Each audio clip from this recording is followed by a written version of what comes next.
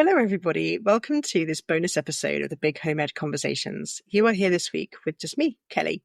I am a home educating mum of two and essentially a qualified mindset coach that works with families who are, working with their kids who are not doing so great at school, or are kind of starting home education and feeling a little bit out of sorts, don't really know where to start.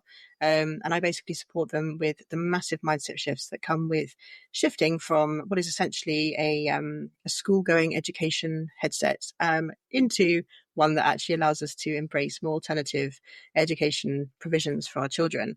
Now, this week, we're going to be starting essentially a series that is all about getting your head straight to home educate. Now, the reason why I put it that way is because actually there is a huge amount of work that goes into mentally shifting from the way we've been raised. And this has got absolutely nothing to do with anybody's faults. This is everything to do with the fact that as a society in the UK, we are raised typically by going to school, learning that school is where you learn. That is where we get our good education from. That allows us to go on to be really successful. Now, despite the fact that most people, when you speak to them, will say that actually a lot of what they learned in school maybe set some foundations, but it certainly didn't allow them to become the most successful version of themselves that they have evolved into in their adult life. And they maybe also will be quite disillusioned with the life that they lead in terms of having a full-time job, paying all your bills, maintaining a house. Like a lot of us are starting to feel the real pinch with the cost of living crisis and starting to really find ourselves feeling quite demoralized with this whole concept of going to school, going to work, paying our bills, living until retirement, where our cortisol levels have been so high for so long that frankly many of us are not well enough to really enjoy anymore. And we may even be at the stage in our lives where we're seeing our parents and our parents-in-law who are miserable, who haven't had the life that they maybe wanted to have. They've been super stressed and worked really hard most of their lives and have basically are now struggling to enjoy their retirement too. And we're starting to think to ourselves, actually, is this really how I want to live my life? Is this how I want my kids to live their lives? Is this what I want for us as a family? And I kind of just wanted to meet you wherever you're at. And that's really hard because I know that the reason why you might be considering home education could be one of many, many, many different avenues. It could be that you were raised in quite an alternative household and you maybe yourself were even home educated and want to go on to do that for your kids, but just feeling a bit overwhelmed about starting. It might be just want a bit of light support and encouragement. It could be that you've got a child at the moment that's super dysregulated, not happy at school. You're having hell to pay on the evenings and weekends, and as a family are really starting to feel like you're crumbling, and things aren't actually going so well. It could be that you apologies, my voice has decided it doesn't want to play today. It could be that you are dealing with a child who is okay at school, but actually as a family you just really want to change up the ethos and you think that actually home education could be a great opportunity for them, but maybe they're hesitant. They like their friends, they like going to school, and you're feeling a little bit unsettled by the thought of upending their life and changing things up. Now, what I wanted to talk to you today was a little bit about me and my journey and how I found myself in home education, to empathize with you on kind of wherever you're at and where you're coming from, to demonstrate to you that there is some work that needs to be done if you want to try and get your head ready to home educate and you don't want to be stuck in old mindsets, trying to redo school at home, putting extra pressure on your kids, as essentially ending up resenting your home education journey. If you are worried in some way about your home education journey, this series should help. But also, I really want to give you some of the practical advice as well, the nitty gritty, that what you are responsible for doing, where to go and get some great advice, like where these tools are, the deregistration letter templates, the report templates, the people who can check these things for you. Like, I want to make sure that you know where to go and how to get that help. And also to kind of start to establish your home education life as well. So with no further ado, that is the point of this series, and I won't keep labouring on it on the start of every episode. I will just be prompting you to go back and listen to the first one and start there. So for now, we're going to get into the point of why we're here. And one of the things which I want to say you've got available to you to work through as we're doing this is my Get Your Head Straight to Home Ed kind of workbook that I've put together to accompany this series of podcast episodes. You can get it from my website, which is offroadingmotherhood.co.uk/work with me. So it's on that page. So go and grab it. If you want to use that to kind of it's basically going to help you to have all the big conversations with your partner, with the grandparents, with your friends, with your kids. It's going to help you to think about how you kind of take a place in this as well, that this isn't just about them and their education. This is a whole family ethos. It's going to help you to really think and plan about kind of how you're going to retain what matters to you as a person and as a family, as a unit, as you take this step. So that's going to help kind of accompany the conversations we're going to be having here. I will be bringing up some of the stuff that's in it on here, but there's going to be loads of other extra kind of conversations and prompts and journaling prompts and other stuff in there as well. So do go and grab that right now if you want it, because you can sit and have a look at it whilst you listen to the rest of this episode if you like. So cracking on with the point. I, as a home educating parent, I basically decided never to send my son to school. Now, he was 3 years old when COVID first hit, and I had a 5-month-old baby girl. And essentially, I was terrified. My husband was a first responder. I had postnatal depression. I had absolutely zero idea that I had ADHD back then, or that my children were both neurodivergent as well. So I was just at home with a child who had been going to nursery 3 days a week. And all of the days around it, he was unable to eat properly, sleep properly, was super off the charts behavior wise. And honestly, I was scared. I was so upset and worried about what that was going to look like for me, that I was going to be home alone, trapped in my house. And I really didn't know where it was going to go. And of course, it was a superbly anxious time for every single person on the planet back then. But actually, within 2 or 3 weeks of him being off of nursery, I started to notice that I had a very different child. He was, well, all of us were able to eat, sleep, drink, move, play, get creative, do some crafts, do some gardening, play on the trampoline. Yes, we could go out for our little walk that we're allowed to do, etc. But we were able to actually just meet our needs. Suddenly, everybody else's expectations, demands, and outside influences were no longer actually especially important. We could actually but go very insular. And this allowed us to meet everyone's needs and to actually enjoy learning together again. And I had a completely different child. He was suddenly that much more engaged with me. And it blew me away and truly helped me to almost fall back in love with him. I was feeling very detached from him back then and feeling very stressed about raising him. I didn't feel like I really had the capabilities. I thought I was really in for like a real slog of parenting journey. And allowing me to reconnect with him in that way was such a gift, because it was definitely around then that I heard that homeschooling, as people were referring to it, was a thing. Now, we have done an episode on this recently. So very quick touch point on this. If you had to homeschool during COVID, where you had Zoom calls and worksheets and you had to force them to sit there and do 5 hours of school whilst you were also trying to do your work and deal with all the anxiety of everybody all suddenly being locked at home together, yes, that is not what home education looks like. So there's a whole episode on this to really stress that, because we get quite stressed out and upset as home educators with the vision of what people had of what homeschooling was during COVID, and how that does not at all relate to what a home educating life looks like as a full-time thing. But anyway, sliding past that, as we have got something for you to go back and listen to entirely on that if you want to, the conversation around like having them home in that situation was not fun.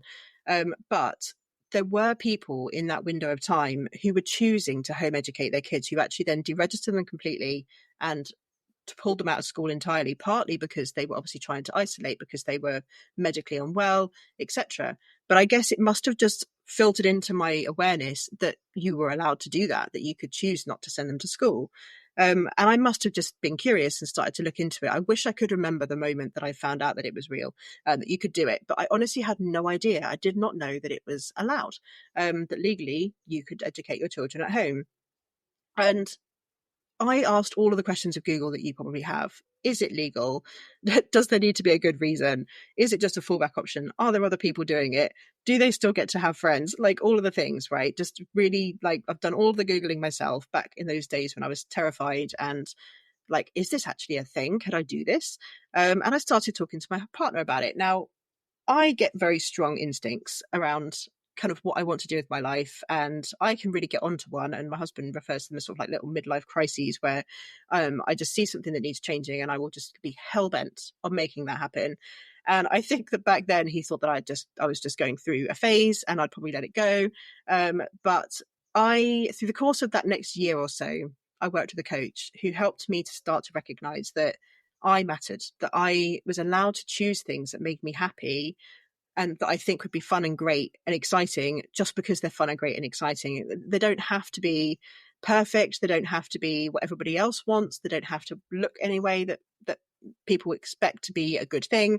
They can genuinely just be what works for us and what makes us happy. And my reservations about school and my fears that putting him back into like even just a couple of days at nursery after COVID's times had lifted, the thought of putting him into 5 days a week of school just filled me with horror at the behaviors and the experience that we'd have with him around it and how stressful that would be for us as a family.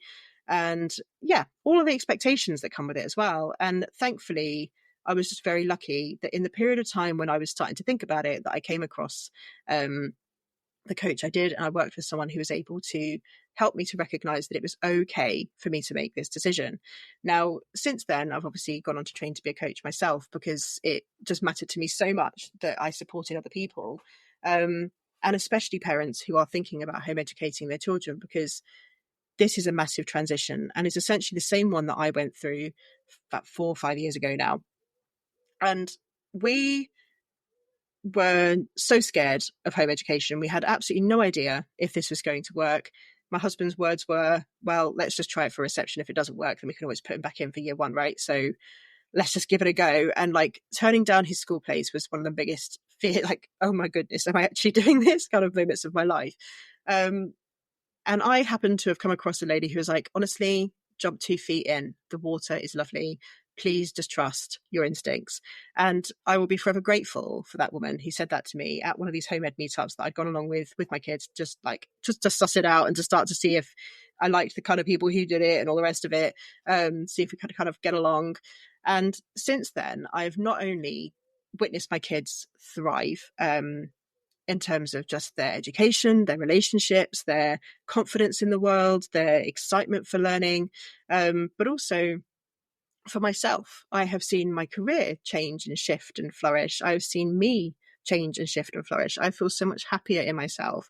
I'm far more stable and relaxed, and I meet my own needs on a regular basis. I still earn plenty of money doing all the things I have to do with my business to make sure that we can afford this lifestyle. But essentially, I get to balance it up with a really lovely dose of proper quality time with my kids, and getting out and spending time with really great people too. So from a perspective of someone who's been there and has moved through the fears and is now at the other side, I kind of wanted to reassure you that even if you're coming at this completely cold with no understanding of what home education is whatsoever, you can get there and you can embrace this lifestyle. And it can 100% be for you. So bear with the feeling. Now, what we wanted to kind of work on today, and your kind of homework that's going to be for the next few days until you listen to the next episode, I would love for you to stick a piece of paper in your fridge. And I want you to, every single time you think about home education as an option for your family and you get the pushback, whatever it is that your brain or body says to you in retaliation to the thought of it, I want you to write it down. Now, that could be, you won't be able to cope, or having them home full time. When am I ever going to get any time to do anything? Like, what about my career? What if I wanted to go do this? What about childcare? Is there any options for me to actually put them into some sort of structured thing during the week so I do get 1 or 2 days to myself? Like, any questions, any worries, any fears, any judgments as well. Like, I don't think this is going to serve my kids. I don't think I'm going to fail them. I don't think they're going to be able to get GCSEs and go on to be really successful. Whatever fear comes up, any thought you have whatsoever, just pop it on there without judgment. You don't have to dwell on it too heavily, but just try and notice all of the little messages that are coming at you. And especially if you're already at the stage of talking to family or friends who are going, oh, I'm not sure that's such a great idea. And don't you want to just have a bit of time to yourself? Or school's a gift, like it gives you time back, or whatever it is. Any messaging that you are getting that's making you feel uncertain, is earworming you, is making you worry, I want you to take a note of it and just to think about it a little bit, because what really happened to me during that window of time, and I was thinking about it and deciding to do it, is you kind of test the waters. You go and visit a couple of home ed groups, you talk to some people, you talk to your friends, you talk to your family. And I really did start to get a lot of pushback. I've got an awful lot of people making me feel uncertain. And I already had my brain filled with uncertainties myself. And so what that did is if I'd allowed it to, it could have stopped me from making that decision. It would have stopped me from saying, do you know what, this is right for me and my family and what we want. Like, if you want something, if you want to make a change, if you wanted to quit your job and start a business, if you wanted to go travel the world, you are going to get people who are scared of that and have absolutely no idea how that would work, basically saying to you, oh no, that's scary, don't do that. And that's what your brain is doing too, right? It's just trying to protect you. It's just trying to say, oh no, this is steady, this is stable, we know this, we've been taught this, like we should just stick within what we know. And we need to start actually breaking those thoughts down, and pushing those away, and empowering ourselves to say, actually, I think I know what's best. I feel what's best. And a great way of doing this, actually, from a mindset coach perspective, is to hear whatever your brain is saying, but then ask the same question of your heart and feel into the feeling that you get. Like, is it a warm one? Is it a scared one? Is it whatever? And start to notice, like, does your heart feel differently about it though? Like, that maybe kind of asking yourself the straight up question, do you want to home educate your kids? Your brain floods you with fears and worries and expectations and all the things, but your heart goes, oh God, I'd so love to spend more time with them. I really think it will help them so much. I really do imagine that they're going to have such a lovely time. I'd love to do that so much more. It just makes me so excited and happy, the thought of doing that. And your gut is saying, well, it's going to be challenging, but I think we could do it. I think we could make it work. Like, we just need to do some work on it. Then you've got to start basically taking some of the power away from your head, from your brain. It doesn't always have the right answers. Sometimes it is just pulling from the knowledge it's currently got, and we are allowed to give it new knowledge. We're allowed to give it new examples and ideas and thoughts, and hopefully that will start to make it feel a little bit less scared and a little bit more empowered to actually make a decision that feels good for you guys as a family. Now, so moving past that, essentially, and saying, okay, so we're recognizing the fears, we're noticing what's actually coming up, we're seeing what the fears are there.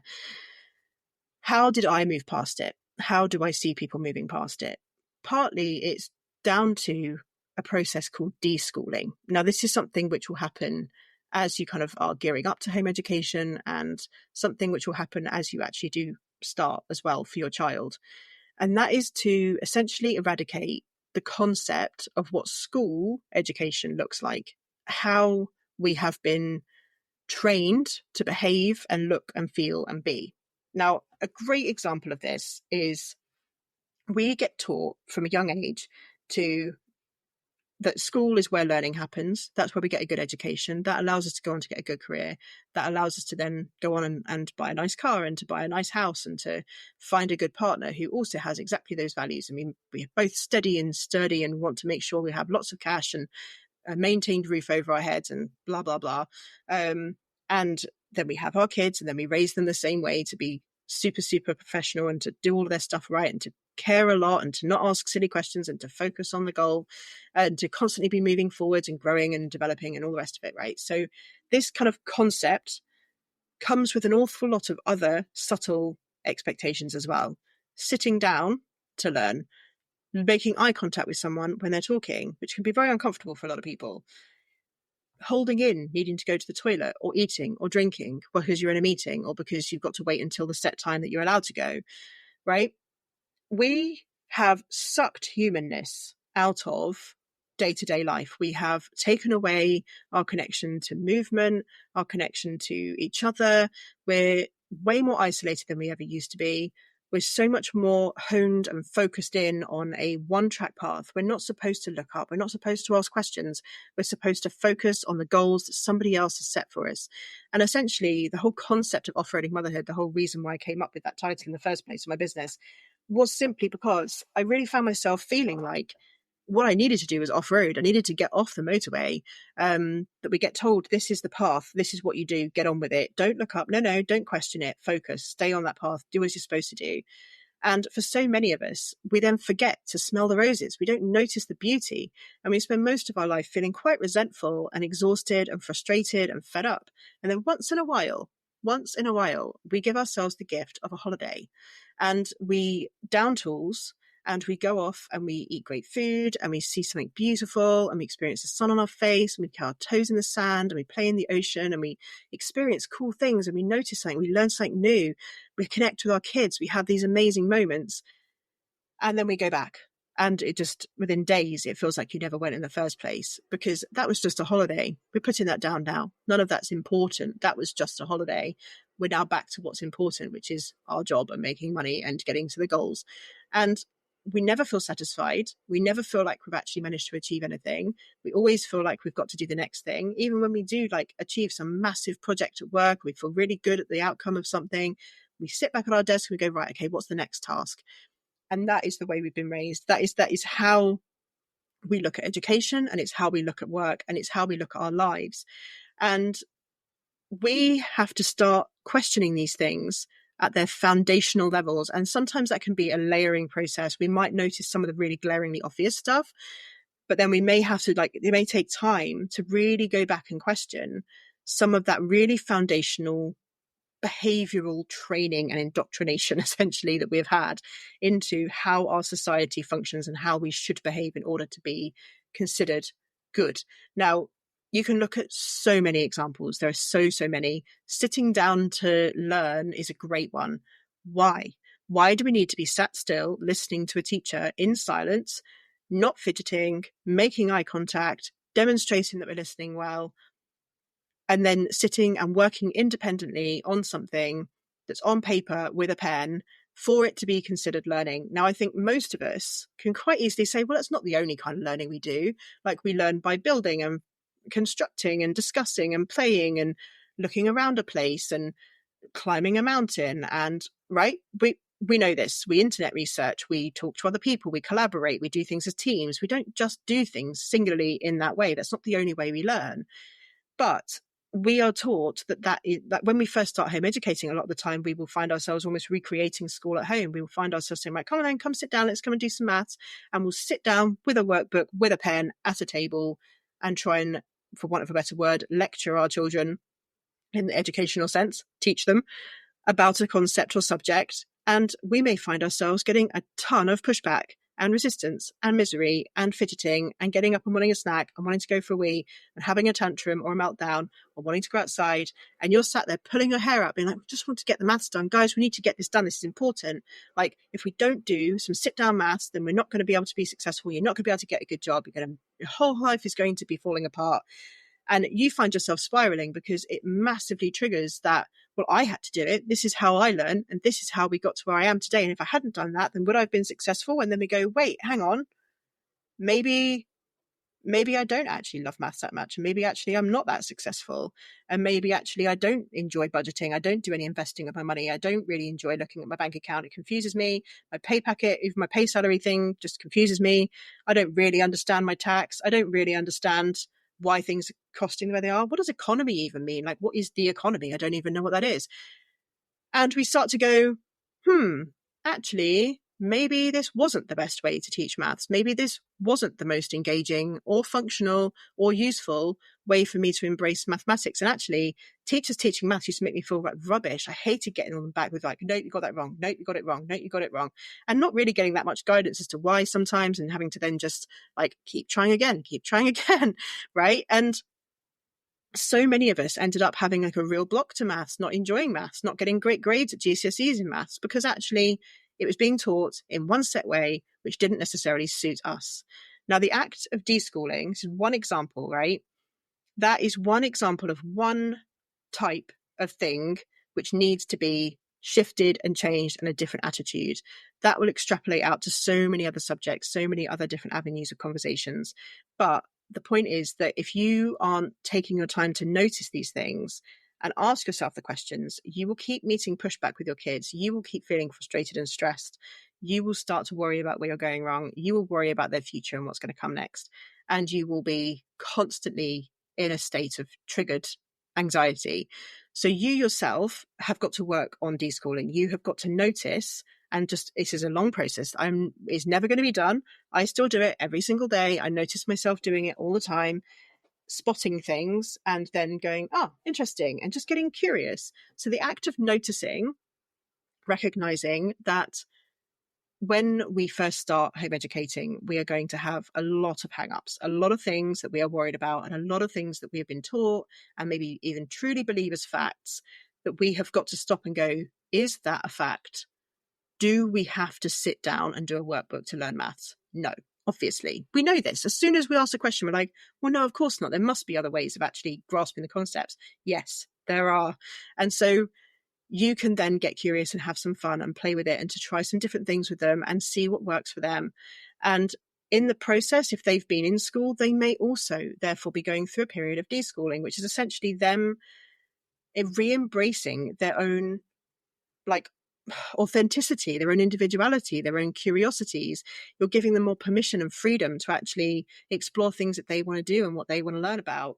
And they may not want to do a lot of focus on very academic subjects for a little while because they may have such hang-ups around how it was taught. And you're going to have to be demonstrating to them that it can be done in ways that are way more interactive and fun and engaging, and will teach them a lot more skills and help them to really cement that learning without it necessarily having to be a worksheet or being like a massive pressure thing. Or like maybe you're not marking their maths, you're not giving them like loads of red crosses on their maths if they're doing it, but you're just having a bit of a chat about how they got to some of the answers, and you're talking about the concept a bit more, or watching a fun YouTube video about that concept, or whatever it might be. I use quite a lot of like AI maths tutory things, which are really fun, like gamey kind of tutors online.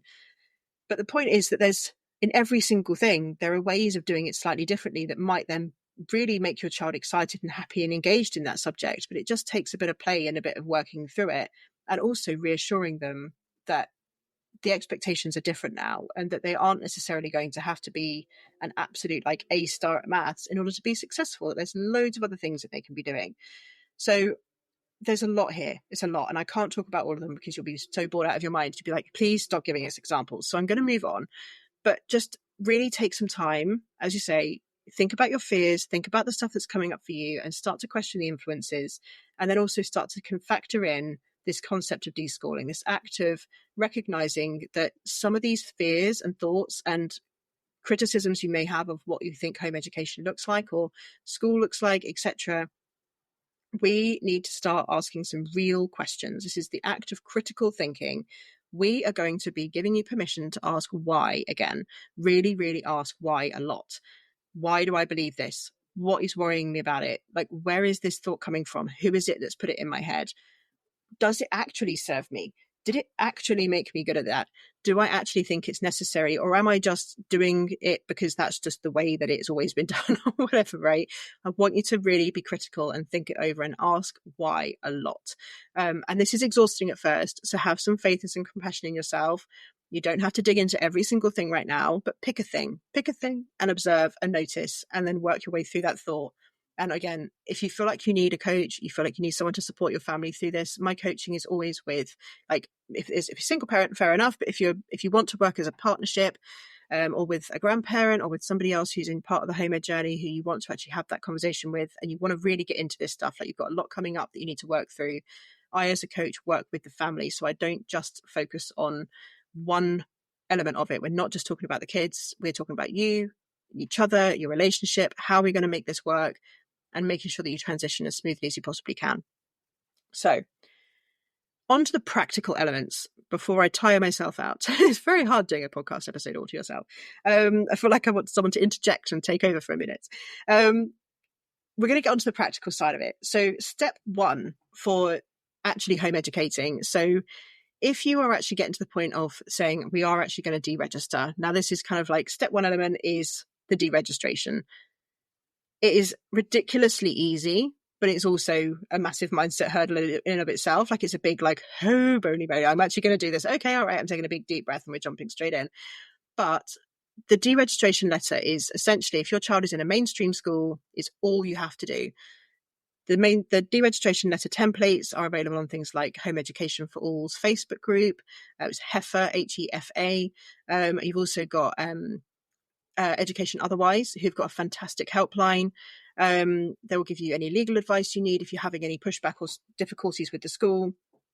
So essentially, choosing to home educate and wanting to do so, all you have to do is send a written letter or by email. So probably do both, physically hand in a letter and send an email to the head teacher of the school your child goes to, telling them that you are going to deregister them and asking them to remove them from the school roll.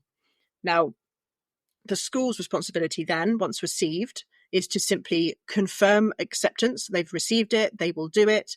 to immediately off-roll them and to notify the local authority that you have chosen to off-roll them from their school and that you are now home educating them. They are very likely to push back and to ask you to come in for a meeting, to say you have to discuss it, that you need their permission. Unless your child is in a SEND school, you do not need their permission. So you will have to have further discussions, and there is more advice on SEND placements if your child is at a SEND school. Again, chat to Education Otherwise. Their helpline is really, really helpful for this sort of thing.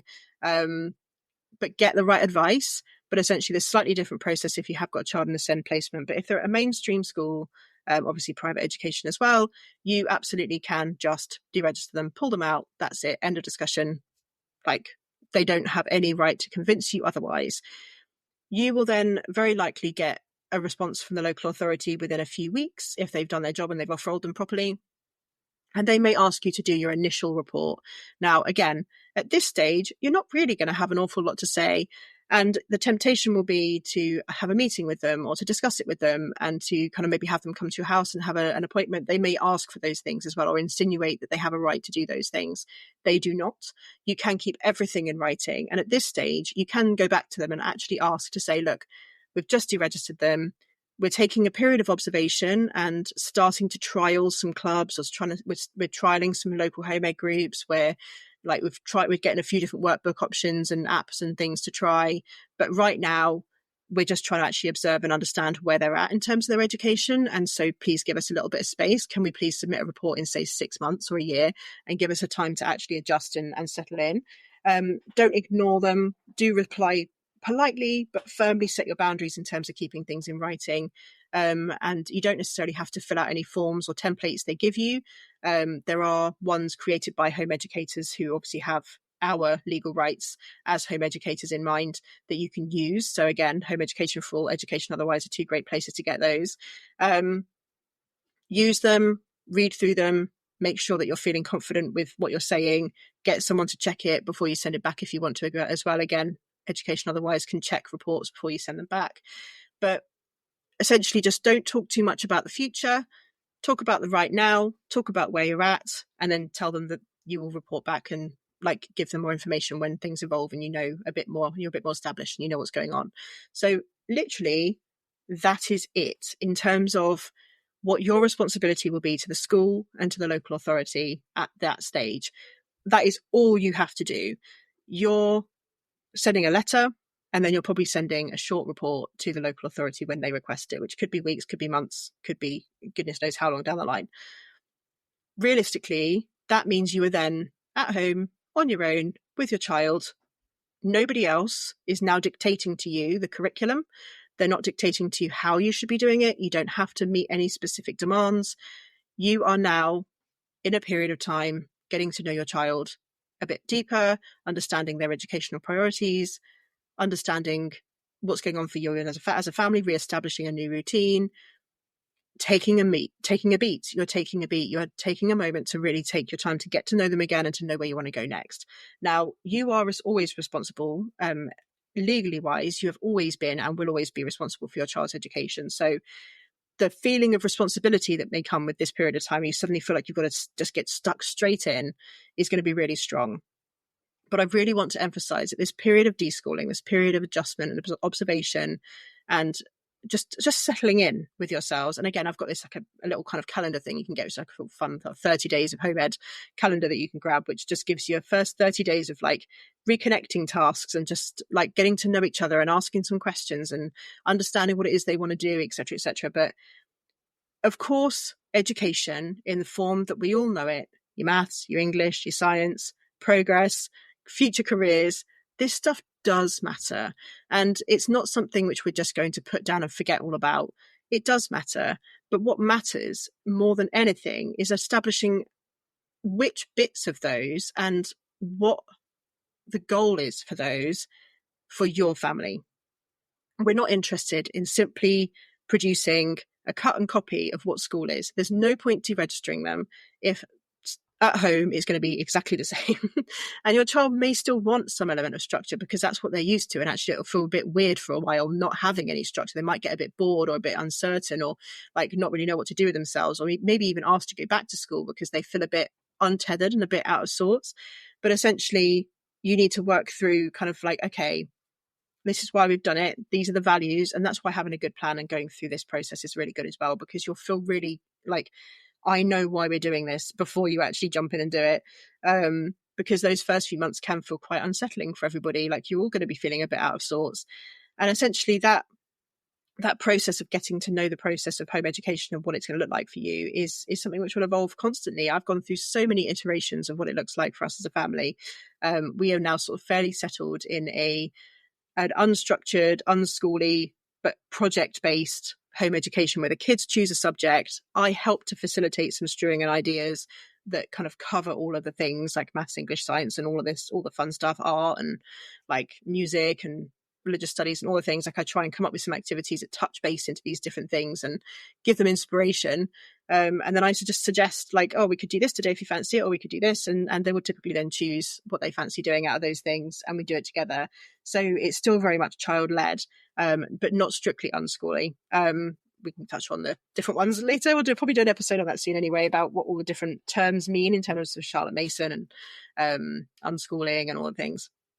But essentially, we follow what is a child-led, project-based kind of home education. But that has been iteration after iteration after iteration. We went full on school at the beginning, which was fine whilst he was little. But as time went on, we noticed that he was struggling to kind of grasp actually picking up a subject or doing something or getting interested in anything. So we kind of started just planting ideas, and it's just evolved from there. And that is what will happen. You will go through so many iterations and settle into a way that works for you as a family, makes you feel relaxed, makes them feel relaxed, and makes you all feel like sort of progress is gently happening and they're enjoying their learning. And yeah, you'll start to notice that actually you can 100% see how this develops into a really strong, passionate future. But it just takes time and faith, really, more than anything. It's one of those faith moments. It's suck it and see. Just try stuff and see what happens and see how they respond to it, and trying not to get too hung up on them not wanting to do certain things, because they are not going to want to do some of the things that you suggest, and it's going to make you feel really quite out of sorts in those moments and not really knowing if you've made the right decision, etc. And I want to just reassure you that those moments are an opportunity to be curious. Again, take a pause, really think about why they're pushing back. Would learning it a different way be possible? How can you make that work with the time constraints and the money constraints, whatever you might have? And working on that with them, helping them to suggest and come up with ideas and overcome those hurdles together. But the point is that practicality wise, all you have to do in order to start home educating is to send that deregistration letter if your child is part of a mainstream school. If they have not yet started school, you haven't requested a place or whatever, then you just don't need to do anything. You don't need to tell the local authority. You don't have to deregister them from anywhere. You don't have to tell their nursery. Absolutely nothing. You can literally just carry on being a parent, raising a child, no interruptions necessary. You don't have to notify the local authority that you are home educating yourself. That's not a legal requirement. It may become a legal requirement with some of the changes that are happening with in government at the moment, but we are fighting it. But essentially, you don't need to actually tell anybody that you're doing it. And then later also, if you have requested a school place and actually you want to turn it down, then simply when you get offered one, you just reply and say, thank you, but no thank you. We don't want the place. And if you do that straight away, before they would have started school, then essentially you are, again, you're not going to have any issues. You don't need to deregister. You don't have to send a letter to the school, nothing like that. You just literally reply to that initial, like, here's your school place with no thank you. And that's the end of the discussion. They just don't offer them that place anymore. They take them off the list. So it's actually a relatively simple process, and I think that can sometimes feel quite like, oh, really? Which I know that I found quite shocking as well, that realistically, this is 100% of equitable legal right. Sending a child to school, choosing to home educate them, choosing to send them to an alternative provision of some description, choosing online school. There are actually a lot more options than we are possibly aware of right now. And so many of us have been raised to believe that school is the only option. That they call it compulsory school age, which is something we're campaigning to change as well as compulsory education age, where a child needs to be receiving a full-time education. But essentially, school in and of itself is not compulsory. Like, you do not have to send your child to school in order for them to be successful. School is not the only way for a child to receive an education. And ultimately, your decision to home educate is yours alone as a family. Nobody else has a right to muscle into this conversation. You know your child and you know what will work for you as a family unit. So I hope that this initial conversation has been helpful. We are going to be doing a series on this. So there's going to be a couple more that will be attached to this that will help to kind of dive even further into the mindset shifting that's going to go on. And essentially making sure that you don't lose you in the process, because so much time and energy is going to be spent considering your child's future and their education that you may forget to factor in you enough into that process as a family unit and as an individual. So we're going to be talking about kind of your perfect day and what you want it to actually look like and what you're actually dreaming of. Like, what is it that you actually, what are the goals? What are you hoping it will change for your family? We're going to talk about the resistance, the defensiveness, the people who might want to earworm you, and how to deal with those tricky conversations. We're going to dive into all of it, hopefully, over the summer, with a few of these little episodes, little bonus episodes for me directly, whilst we wait for season 4 to officially commence again with myself and Ashley. But I hope that this has been helpful, and I really hope that you guys are sitting here feeling that little bit more empowered. And honestly, if you are listening thinking that actually you need some help with this right now and you would love to get some support, then please do reach out. I have got a few slots coming open over the summer, so I can absolutely be working with you as you get your head around the concept of deregistering your child. The last thing I will say before I wrap up is, if you are planning to deregister at the end of this term, just hold off until the end of the summer holidays. Don't do it before. The reason being that as soon as you send that deregistration letter, they take them off the register and your home education journey officially begins. And that means that the local authority will expect to start seeing evidence of what you are doing as a home educator. So if I were you, I would buy yourself that first 6 weeks of the summer holidays to enjoy starting home education, officially start in your own family and be working on the mindsets and be doing all the stuff. But don't send that deregistration letter until they're due back at school in September. Give yourself the gift of an extra couple of months of getting into the zone and doing that deschooling work and establishing that reconnection with your children, like getting their cortisol levels down, getting them really happy and focused again, playing and enjoying being free, playing outside lots more, etc., etc. Like, do all the fun stuff, do that enjoyable connection work, so that you can kind of start back in September with your home education, and start to establish some routines around that as it suits you as a family. But just gives you just that little window of peace, I guess, before you have to start answering to anybody. So I hope that this has helped, and I'll speak to you all again next week. But in the meantime, do your homework. Oh, bless you. But do be thinking about this. Do stick them up on your board. And if you have any questions or any worries at all, then reach out to me. I'm on Instagram and TikTok, so at Big Homage Podcast. Come find me and come just say hello, because I can absolutely support you. Or you can message me on WhatsApp through my website as well, which is offroadingmotherhood.co.uk/work with me. All right, guys. Speak to you guys soon. Bye.